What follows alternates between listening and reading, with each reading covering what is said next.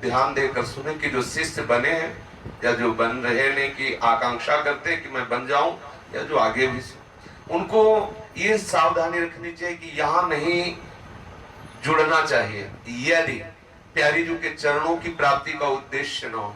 अगर उद्देश्य है प्यारी जी के चरणों का, तो हम स्वागत करते हैं और वचन देते हैं कि यदि आप आचार्य परंपरागत दी हुई उपासना पद्धति से चलेंगे तो इसी जन्म में आपका काम हो जाएगा। वचन देते, वृंदावन धाम है, अगर तनिक भी साधुता में सामर्थ्य है तो हम उस बात को लेकर वचन देते हैं, यदि आप आचार्य परंपरागत दी हुई उपासना का सांगोपांग अनुष्ठान करते हुए आज्ञा पालन करेंगे तो इसी जन्म में आपका काम बन जाएगा, आगे भटकना नहीं पड़ेगा।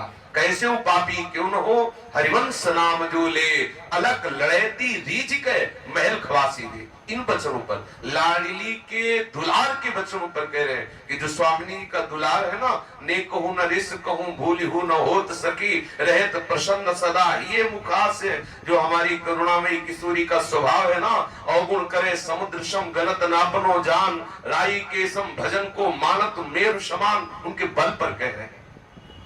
यहाँ कोई आश्रम का माहौल नहीं, शिष्य बनो, भेंट चढ़ाओ। आपको सच्ची कह रहे हैं, सुबह से लेकर अभी तक जितना श्रम इस शरीर से हुआ, बोलो मेरे किस काम का? आप ढेर सारे आम लाए, मिठाई लाए, किस काम के? आप रुपया जो भी चढ़ाओ, किस काम का आएगा? तो आप संतों की सेवा में, मेरे लिए क्या? सिर्फ श्रम, और उस श्रम का फल श्री जी से प्रेम हो आप लोगों का, ये हमें चाहिए। ये फल, फ्रूट, मेवा, मिष्ठान जो 6 घंटे के बाद मल बन जाए, वो गुरु सेवा की योग्यता प्रदान करने वाली है क्या? आप विचार कीजिए। अगर आप आज्ञा पालन और भजन में रुचि नहीं, तो ये सब नाटक, केवल कोरा नाटक। सेवा होने के बाद ऊपर गए, बोले देखो कैसा नाटक है संसार का, गुरुदेव गुरुदेव आरती पूजा ये सब किया, और इसके बाद वही करना है जो तुम्हें अपने मन के आए, धर्म विरुद्ध आचरण करना है। क्या फल फ्रूट सेव संतरा से गुरु पूजा हो गई? क्या इस सेवा से आपको भगवत प्राप्ति हो जाएगी? क्या इस सेवा से गुरु का हृदय शीतल हो जाएगा? क्या यही सिद्धांत है? यदि आप भाव अंदर लगाए हुए हैं तो एक पत्ता, एक जल चुल्लू जल भी आप बहुत काफी है भगवत प्राप्ति के लिए। एक पत्ता तुलसी जी का, एक चुल्लू जल भी काफी है। और यदि आंतरिक भाव ने केवल एक बवाल डालना है तो दूसरी जगह दीक्षा ले लें, यहां किसी भी तरह से आपका हित नहीं हो सकता। यदि आपने कहीं ऐसी गलती की कि यहाँ दीक्षा लेकर को मनमानी आचरण किया, फिर आपका कल्याण नहीं होना। गुरु ना बनाओ तो जो उपदेश सुनो उसको धारण करो या ना धारण करो, उसमें कोई अपराध नहीं। लेकिन गुरु बना करके फिर आज्ञा का उल्लंघन करना, ये महत अपराध है। हम प्रार्थना करते हैं अन्यत्र बहुत कृपा बरस रही है महापुरुषों की, उसमें डूबो, उनकी आज्ञा के अनुसार चलो, चाहे चलो। उनको पता भी नहीं कि कौन हमारा शिष्य है। यहाँ हमारी कुछ मतलब बुद्धि में ऐसा दोष समझ लो कि जो भी शिष्य बनता है उसको हम अपने दिमाग में चढ़ाते हैं, दिमाग में, और उसका चिंतन करना होता है। यदि उसका कल्याण ना हुआ तो हमारे इस मार्ग में चलने का फल क्या हुआ? क्या ये नाटक? क्या ये प्रपंच? किस काम की प्रपंच? किस काम का आएगा ये प्रपंच? उनको पता लगता है कि चलो क्या है, हाँ बढ़िया बोल लेता है, 50 लोग जुड़े, हम भी जुड़ जाते हैं, पर ये पता नहीं कि तुम्हारा हर एक आचरण हमारे हृदय को जलाएगा। हर आचरण हमारे हृदय को संकेत पहुंचाएगा कि आप क्या कर रहे हो। और वो जो आप धर्म विरुद्ध आचरण करोगे, जब हमारा हृदय जलाएगा तो बोलो तुम्हें शीतलता कैसे मिले? ऐसे गुरु को चुनो जो एक न सुने, एक नहीं देखा। तो तुम्हारा कहीं ना कहीं कि गुरु को मतलब नहीं कि तुम क्या कर रहे हो, और तुम्हें सुनना नहीं कि गुरु क्या कह रहे हैं, तो फिर ऐसे वो एक अलग मार्ग है।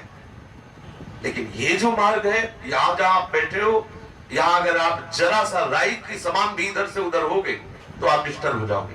तत्काल माया आपको घेर के वो नचनी नाच नचाएगी जहाँ कोई औषधि काम नहीं करेगी, या दिखावटी या नाटक बना रही। तो इसलिए हम, यद्यपि हम तो नाटक बना में ही रह रहे हैं, लेकिन यहाँ जो उपासना है वृंदावन की, उसमें नाटक बना है। हम अपने को साधु कभी नहीं देख पाए हैं कि हमारे अंदर साधुता है। हाँ, गुरुजनों ने भेष जरूर दे दिया है।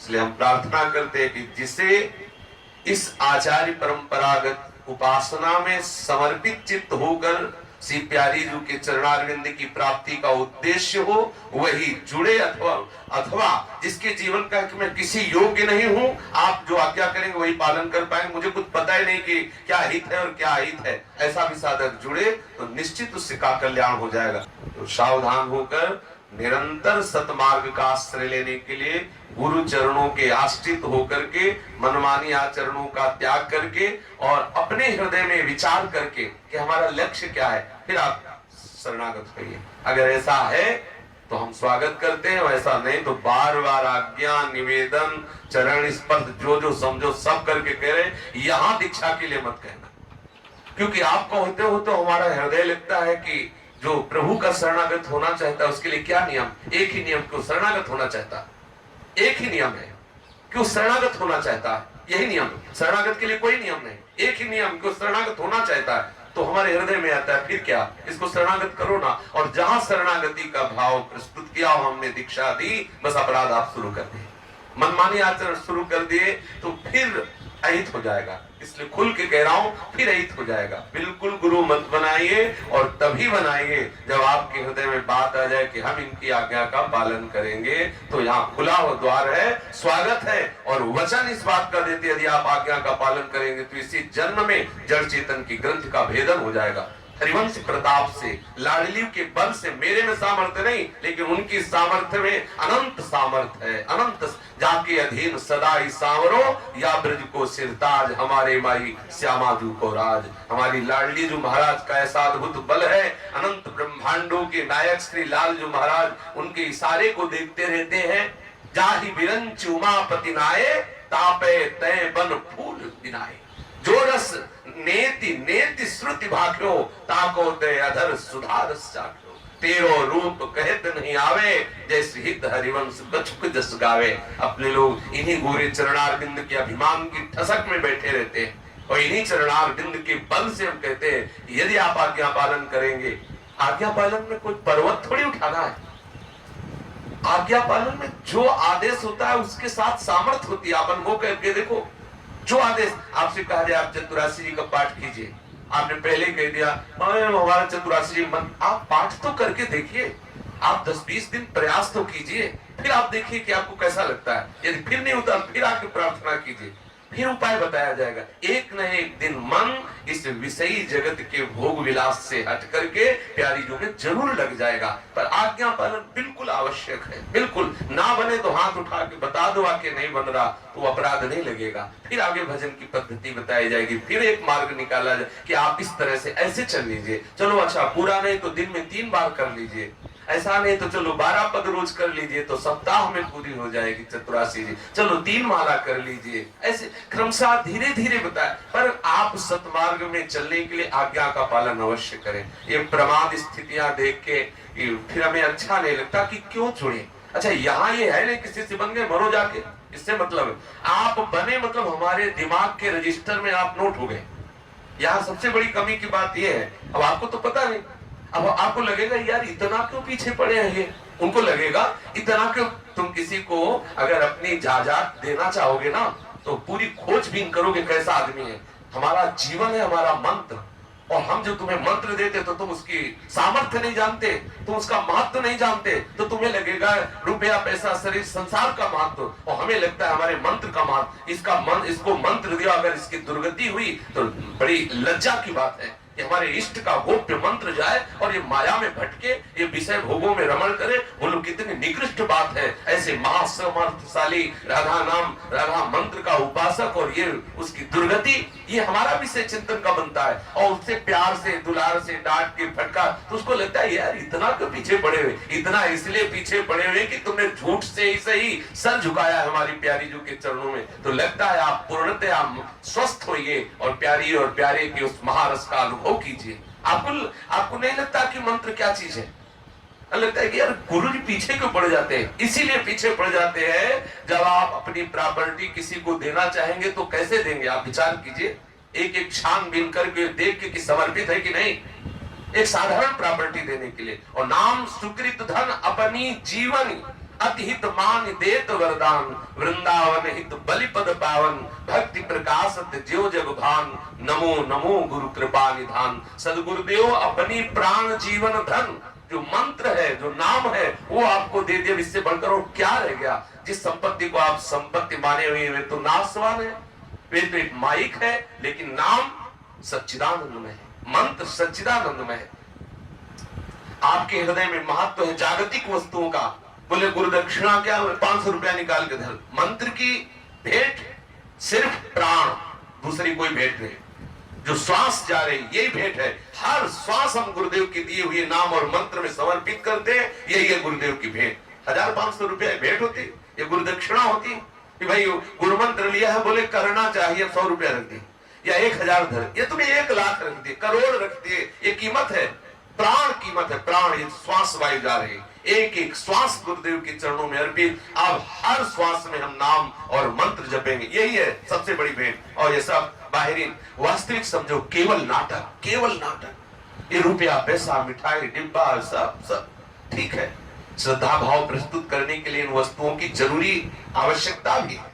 जो अपने गृहस्थ मार्ग में चल रहे हैं या जिनके पास ऐसा है, वो अपने इष्ट अपने गुरुदेव के चरणों में भाव प्रस्तुत करने के लिए ले जाए, हम मना नहीं करते। लेकिन यही भेंट नहीं है, किसी कोने में भाव प्रस्तुत करने के लिए है। उपनिषदों में भी आया है कि गुरुजनों के समीप जब ब्रह्म ऋषि जन जाते हैं तो कुशा लेकर के, दूर्वा लेकर के, कुछ पत्र पुष्प लेके गए। ऐसा विधान है कि गुरु के सामने प्रायः कुछ न कुछ पत्र पुष्प फल आदि लेके जाए, ऐसा शास्त्रों का विधान है कि सदगुरुदेव आचार्य के समीप जब जाए तो चाहे भले ही दूर्वांकुर हो, चाहे भले ही कोई नवीन कोमल पत्ता हो, चाहे भले ही थोड़ा सा एक अंजलि जल अर्घ हो, लेकिन खाली हाथ न जाए, ऐसा शास्त्रों में वर्णन है। वो किस लिए?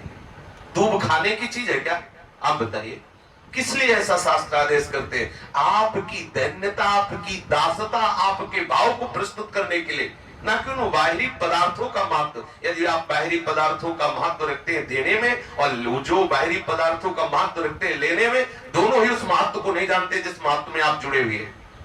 बाहरी पदार्थ, हरे शिष्य धर्म सो कन हरे, सो गुरु घोर नरक मा पड़े। विचार कीजिए, घोर नरक मा पड़े। श्री स्वामी एकनाथ जी के वचन है कि जो संत शिष्य बना लेता है और शिष्य का कल्याण नहीं करता, तो तब तक उस गुरु का भी मोक्ष नहीं होता, जब तक शिष्य का कल्याण नहीं हो जाता। ठेका है इस बात का, जो भी पापाचरण शिष्य करेगा और वो समर्पित है, वो सब गुरु को भोगना पड़ता है। अब बोलो, जिसने अपना जीवन भगवत मार्ग में समर्पित कर दिया है और यदि उसके भजन में विक्षेप पड़े आपके कारण, तो कैसी दुर्गति की बात है। लोगों को लगता है कि क्या है, गुरु बना लिया। भाई जहां ये बात है कि चलो 500 और जुड़े लोग 100 चढ़ाएंगे तो कितने होते हैं, जहां ये बात है तो वहां अच्छी बात है, आपका जुड़ना कोई हानिकारक नहीं। जहां एकदम विषय प्रपंच में फंसे हो, चलो थोड़ा बारा तुम, लेकिन यहाँ मत, यहाँ आग से खेलना है, यहाँ मत जुड़ना। हाथ जोड़ के प्रार्थना करते हैं, यहाँ बिल्कुल मत जुड़ना। वहां जुड़ो जाके जहां तुम्हारे समान अनुकूलता हो। यहाँ हमारी प्यारी जो के चरणों में जुड़ने के लिए एक ही बात है, मन वचन कर्म से हम आज्ञा का पालन करेंगे। जाति पात कुल कर्म धर्म व्रत संस्कृति हेतु अविद्या नासी, ये जितना भी अविद्या का स्वरूप है, धन संपत्ति विद्या कुल महत्व आदि का, इसका त्याग करके बोले अब जो ही कहे करें हम सोई, आयस लिए चले निज दासी, मन क्रम वचन शुद्ध सकल मत हम श्री ही तरिवंश पास। अब जो आज्ञा होगी हम उसी का पालन करेंगे, इसी से काम बन जाएगा। आप जहां भी रह रहे हो, गृहस्थी में हो, जो भी नौकरी व्यापार कर रहे हो, सब भगवत सेवा का भाव रख करके कीजिए और आज्ञा पालन में दृष्टि रखिए, तो वहीं से आपका काम हो जाएगा। वहीं से पुकारो वृंदावन वृंदावन और रसिकों का आश्रय लेकर भजन करो, वही वृंदावन प्रकाशित हो जाएगा आपके नेत्र के सामने। वृंदावन कोई जड़ वस्तु नहीं है। ऐसा जरूरी ही नहीं है कि यदि आपको ऐसा सौभाग्य नहीं मिल पा रहा कि सब छोड़कर वृंदावन वास करें, तो जरूरी नहीं कि आपको वृंदावन का दिव्य रस नहीं मिल सकता। आप जहां हो, जिस स्थिति में हो, उसी को श्यामा श्याम की उपासना मान करके वहीं से वृंदावन का आश्रय लेकर रसिक महापुरुषों के द्वारा बताई हुई उपासना पद्धति से चलिए, तो आप देखेंगे वही वृंदावन प्रकाशित हो जाएगा। जैसे श्री सेवक जी महाराज को गढ़ा में ही समस्त वृंदावन का वैभव प्रकाशित हो, श्री भाई हनुमान प्रसाद पोद्दार जी को गीता वाटिका में, पूज्य श्री राधा बाबा को गीता वाटिका में ही वृंदावन का दिव्य दर्शन हो गया। क्यों? क्योंकि इन्होंने हृदय को दे दिया श्री वृंदावन धाम को, तो वृंदावन चिदानंद में इनके हृदय में प्रकाशित हो गया। ऐसे आप जहां भी हैं, जो भी व्यापार, जो भी आप नौकरी आदि करते हैं, उसे श्री जी की सेवा मान लीजिए। परिवार के सदस्यों को श्री जी के जन मान लीजिए। जो भी कर रहे हैं श्री जी के लिए कर रहे हैं। आप श्री जी का चिंतन करते हुए यदि ऐसा करेंगे और वृंदावन का सदैव आश्रय हृदय में रखेंगे, तो महाकारुणिक करुणा में वृंदावन वही प्रकट हो जाएगा आप जहां हैं।